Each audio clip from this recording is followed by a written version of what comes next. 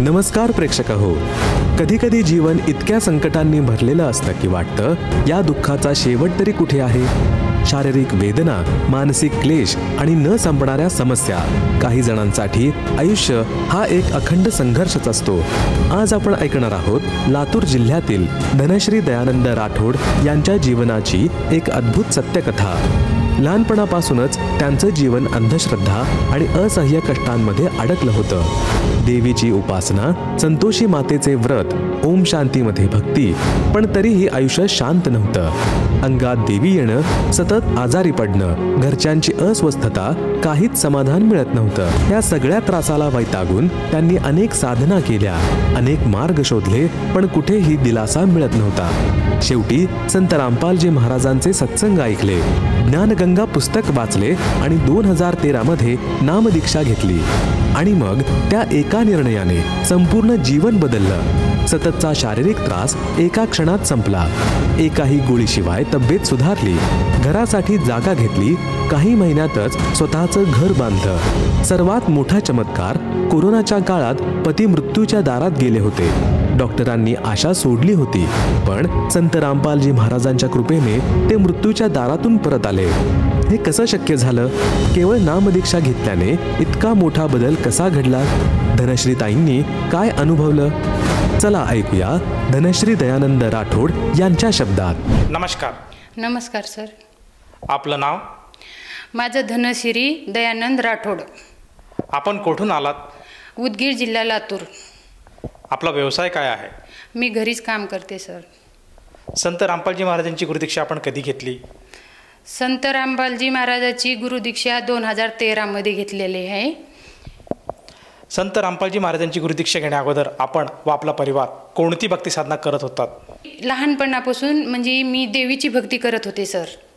तर त्यावेळीला देवीची भक्ती करत होते, पण मी छोटी असताना माझ्या अंगात येत होता. त्यावेळीला अंगात येत होतं तर मी खूप देवाची भक्ती करत होते.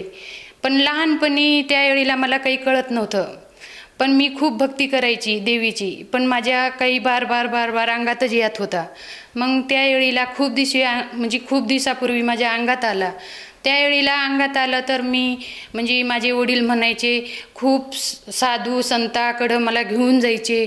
मला खूप असं माझे वडील, आई वडील खूप परेशान व्हायचे, माझे भाऊ व्हायचे त्या पिरियडमध्ये. आणि मी एवढी म्हणजे माझं अंगात येत होतं तर मला स्वतःला म्हणजे मी कोण हो म्हणून मला कळत नव्हता.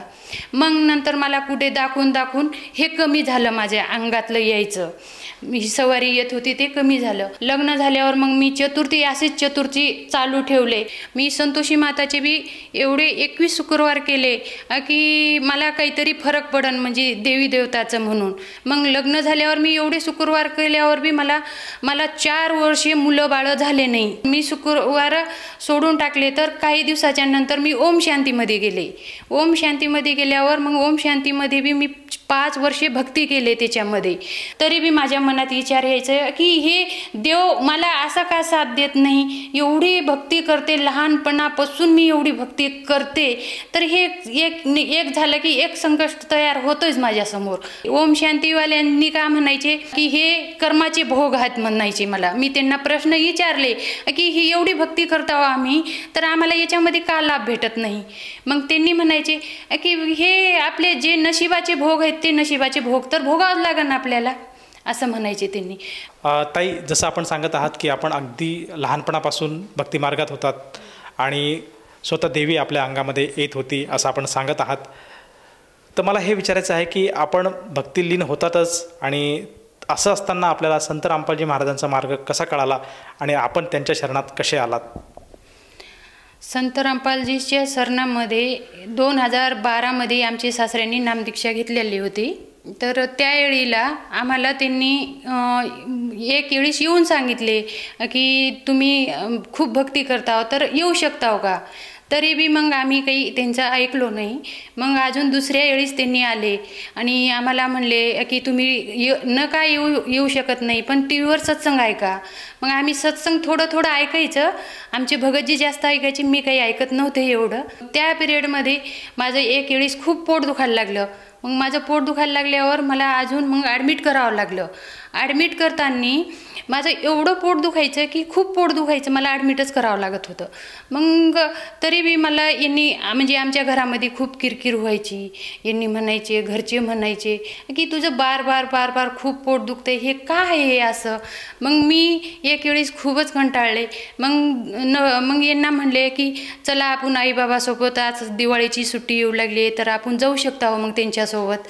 मग सासऱ्यांनी अजून म्हणले आम्हाला की चला तुम्ही फक्त तिथं बघू शकता.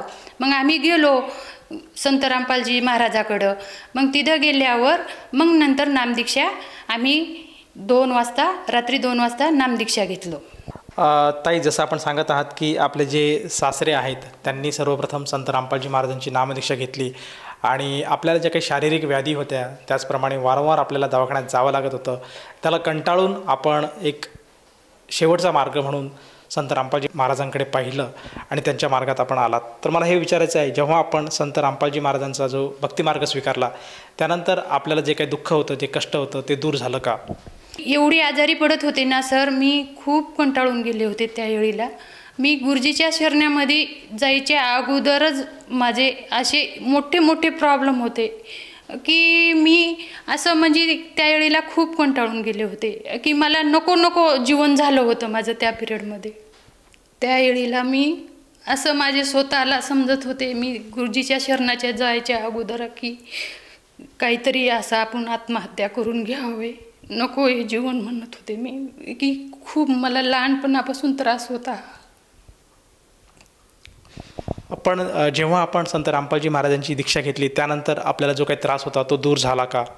संत रामपालजी महाराजांचं नाम दीक्षा घेतल्यापासून सर मी अजून बी एक गोळी खाल्ली नाही मी. तेव्हापासून मला असं वाटायचं की हे काहीतरी आहे चमत्कार, म्हणून मी एवढी भक्ती करू लागले होते तेव्हापासून संत रामपालजी महाराजाची की खूप भक्ती करू लागले होते. मग जेव्हापासून मला असं लाभ भेटत गेला संत रामपालजी महाराजाचा, सगळे पैसे तर आमच्याकडे काहीच नव्हते. 1 वर्षामध्ये असं चमत्कार घडला सर. आम्हाला प्लॉट घेतलो आम्ही. प्लॉट घेतल्या 6 महिन्यांनी आम्ही बांधकाम चालू केलो घराचं. तर बांधकाम झालं आमचं, खूप छान झालं सगळं परमात्माची नामदीक्षा घेतल्यापासून. तर एवढा आनंद झाला खूप. 2021 पासून असा टाईम आला सर आमच्याकडे की करोनाचा पिरियड आला. आमचे भगजीला ताप आली होती, तर सगळी टेस्ट केले तर तिथं म्हणले की यांना करोना आहे म्हणल्यावर ॲडमिट करायला लावले. मग आम्ही उदगीरमध्ये 4 दिवस ॲडमिट केलो. मग तिथे बी त्यांनी सिरियस होत गेले. मग नंतर आम्हाला म्हणले त्यांनी की तुम्ही पुढे हलवू शकता यांना. रात्रीचे 12 वाजता आम्ही यांना लातूरला हलवलो. लातूरला साई क्रिटिकल म्हणून हॉस्पिटल आहे लातूर जिल्ह्यामध्ये, त्या हॉस्पिटलमध्ये आम्ही 5 दिवस त्यांना घेऊन तिथंच ॲडमिट केलो.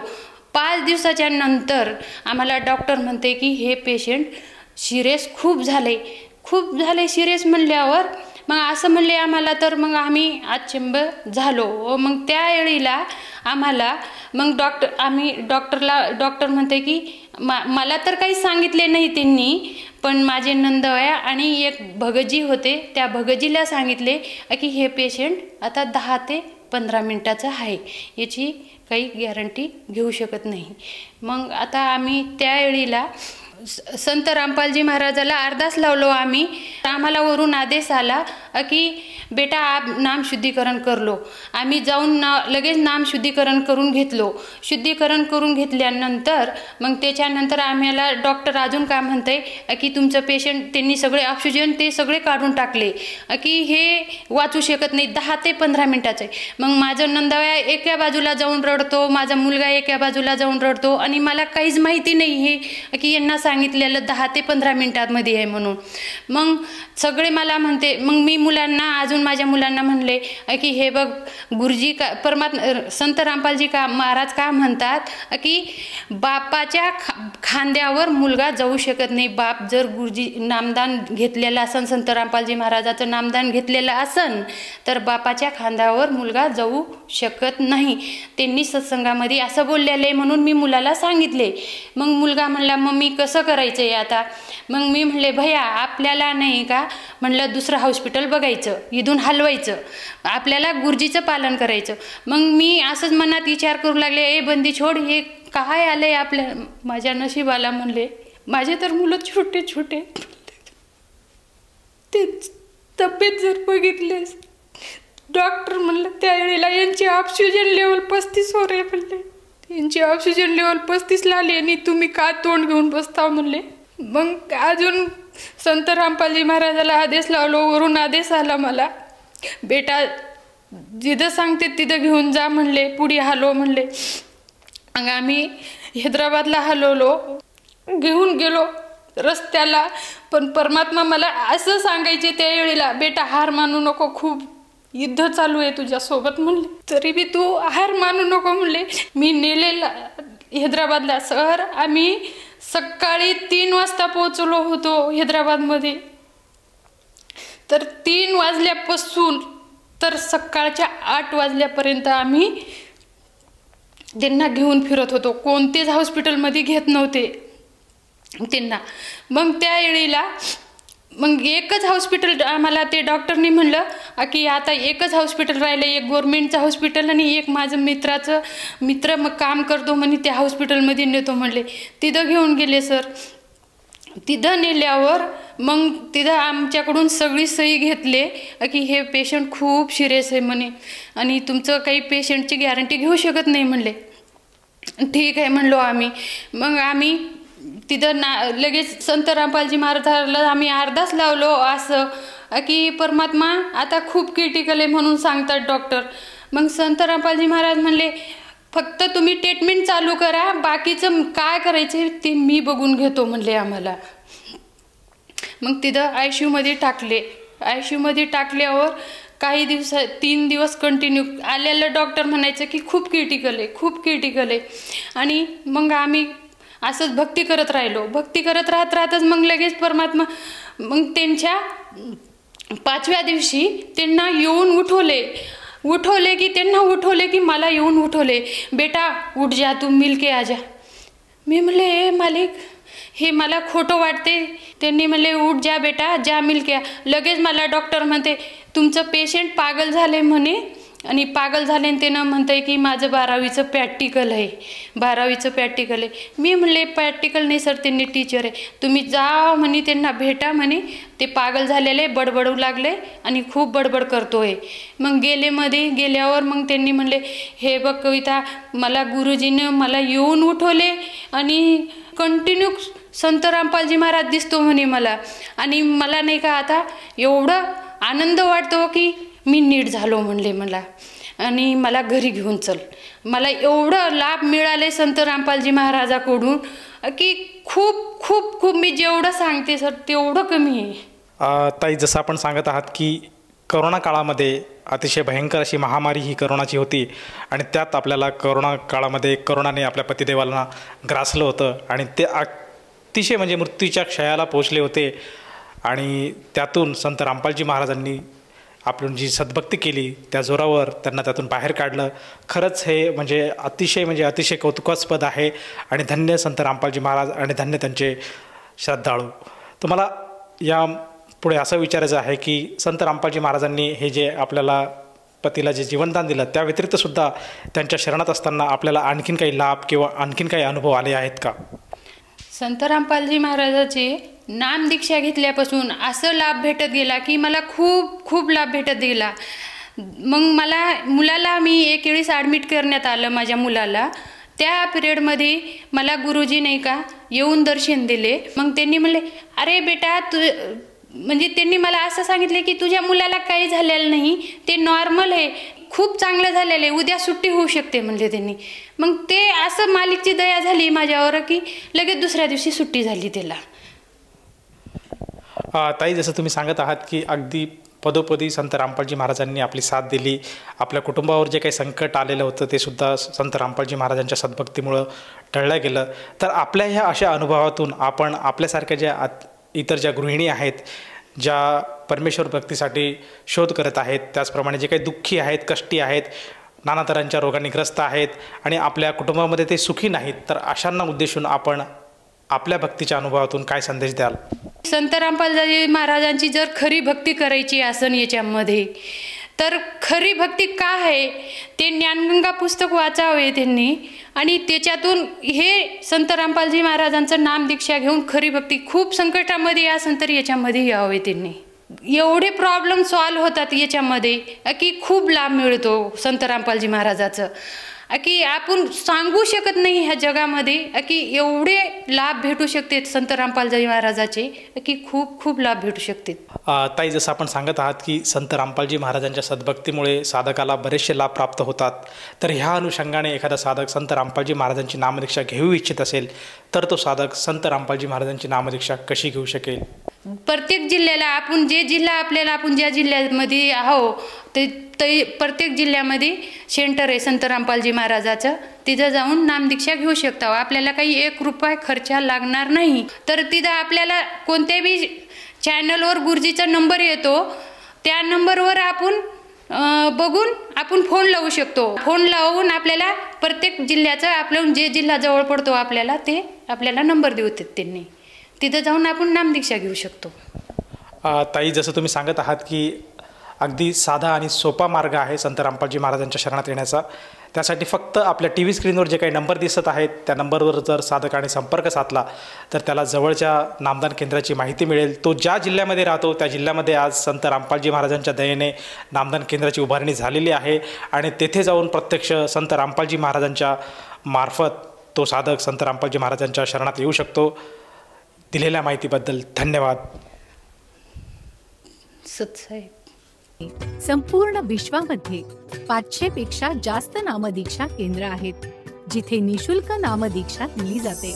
निशुल्क नामदीक्षा प्राप्त करण्यासाठी आणि अधिक माहितीसाठी संपर्क करा 7030303951 7030303952. अद्वितीय आध्यात्मिक ज्ञान वाचण्यासाठी, पाहण्यासाठी आणि ऐकण्यासाठी संत रामपालजी महाराज ॲप अवश्य डाउनलोड करा किंवा आमची वेबसाईट www.jagatgururampalji.org वर विजिट करा. आम्हाला सोशल मीडियावर फॉलो करा.